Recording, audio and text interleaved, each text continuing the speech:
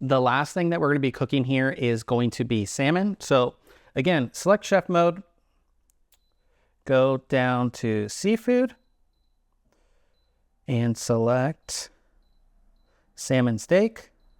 And then it says, ensure the probe tip is at the thickest part of the food. So we'll do that. Make sure this is in here at the thickest part. There we go.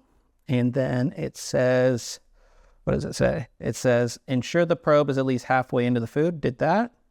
And then it says, place the food on the tray with the skin shell side up. So again, open this up, skin shell side up. So we'll flip this around. Make sure our probe is connected, which again, just goes right in very easily. So you can see this is how our setup looks as it moves around a little bit in there. And we'll go ahead and put this back in as I have stuff all over my fingers.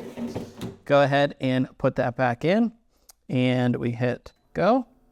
And it says water is required.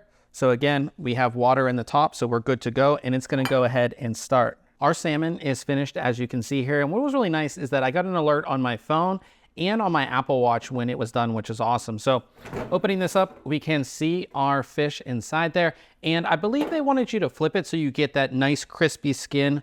As you can see, this looks absolutely amazing here. Really crispy skin. I'll show you guys again so you can see just how awesome that looks. It's, like I said, perfectly cooked fish. Awesome.